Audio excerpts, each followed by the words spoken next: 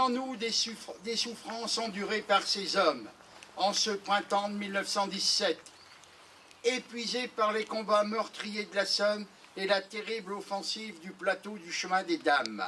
Prenons donc le temps de nous recueillir et profitons de ce moment pour rappeler à quel point il est essentiel, comme nous le faisons envers les CM2, de transmettre leur mémoire comme des idéaux de paix, de fraternité qui nous rassemblent et nous rapprochent. Les gens qui se sont sacrifiés, la ministre en parlait tout à l'heure, c'est des gens qui se sont sacrifiés aussi bien en 1918 que dans la Seconde Guerre mondiale, que ce soit dans les guerres de colonisation. C'était des moments très forts. Et ces gens ont travaillé et ont fait en sorte de garder cette liberté. Aujourd'hui, on est dans un monde qui vit en sécurité, en paix, et ça c'est important parce que cette paix, et le rappelait monsieur le député tout à l'heure au Blanc-Four, elle est pas seulement dans ce qui nous arrive tous les jours, dans les casses de voitures, dans les casses de pare-brise ou autres, dans les petits faits qui annoncent. On a une paix, on a une sécurité et on peut en profiter. La question de la fraternité, qu'en est-il aujourd'hui? Comment allons-nous précisément la vivre? Et c'est pour cela, effectivement, que j'ai souhaité que l'on puisse travailler en étroite collaboration, monsieur l'inspecteur, avec l'Éducation nationale. Et je veux ici précisément saluer, monsieur l'inspecteur, le travail que nous avons mené en commun avec les conseillères pédagogiques pour précisément articuler d'un point de vue pédagogique cette école qui est, encore une fois, notre bien commun, parce que l'école républicaine, c'est précisément le creuset de la citoyenneté. La citoyenneté ne se décrète pas, la citoyenneté s'apprend, la citoyenneté se vit au quotidien. Et nous continuerons effectivement cette pédagogie de la citoyenneté. Et c'est la raison, et je vous remercie, monsieur le maire, d'avoir accepté effectivement que l'année prochaine, eh bien, pour clôturer ces cérémonies, eh bien, nous puissions emmener les enfants, l'ensemble des enfants CM1, CM2 sur précisément les champs de bataille. Parce qu'il n'y a certainement rien de plus émouvant que d'aller voir précisément ces lieux, ces terres que nous connaissons bien dans le Nord, dans le Pas-de-Calais, dans la Picardie, sur lesquelles sont tombés des gens qui avaient à peine 20 ans.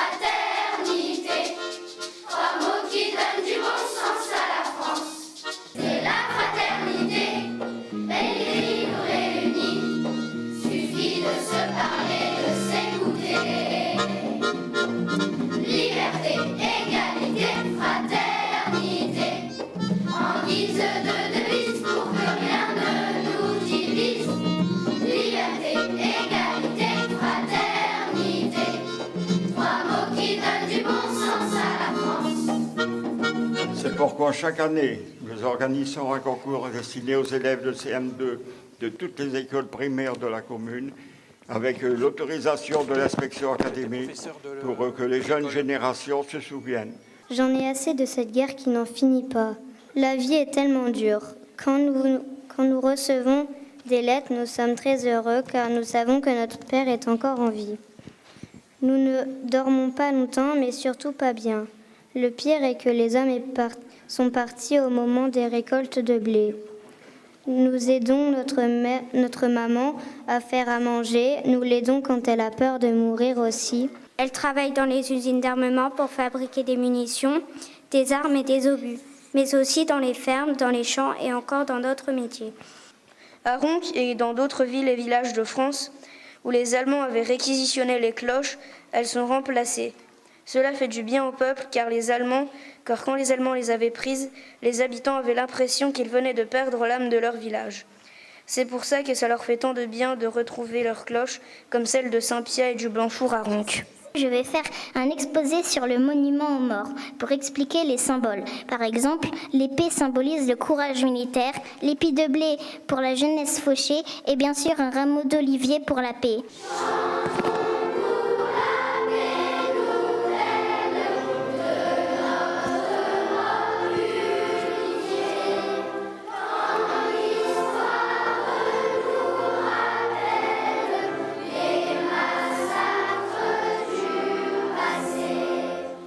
collaboration précieuse, constructive et que je souhaite poursuivre entre la municipalité et l'éducation nationale. Le projet des fraternités, qui a vu le jour l'année dernière, constitue le fil rouge de nos écoles pour toute l'année scolaire en cours. La fraternité, c'est un beau mot, c'est un grand mot, et en parler, c'est pas très compliqué. Être fraternel, ça veut dire être frère de l'autre. Alors déjà, dans une famille, c'est pas toujours simple. Pourtant, on s'aime bien dans sa famille. Son frère, sa sœur, son papa, sa maman, on s'aime bien. Mais alors quand c'est avec les autres, ceux qu'on connaît moins bien, c'est un peu plus compliqué. Alors ce qui importe avant tout, au-delà des mots, c'est que la fraternité, ça se vit. Il faut dire, tout au long de l'année, il y a des commémorations à peu près 5 ou 6 fois dans l'année, et c'est ces moments-là où on doit se rappeler de l'effort qui a été fait. Et c'est vrai que Lydie, tout à l'heure, qui a lu son texte finalement à la fin, a fait cet effort que les soldats ont fait aussi, ont été au-delà de leurs forces. Ce thème de la fraternité, c'est d'être tous ensemble, de faire en sorte d'être unis. Et c'est vrai que tout au long de l'année, on a des personnes qui viennent nous voir pour des petits problèmes. Et on le rappelait tout à l'heure, il n'y a pas que ça. Il y a des gens qui nous ont défendus, qui ont fait que cette devise soit honorée et que la paix puisse se préserver ici ou même ailleurs. On avait le chant européen tout à l'heure.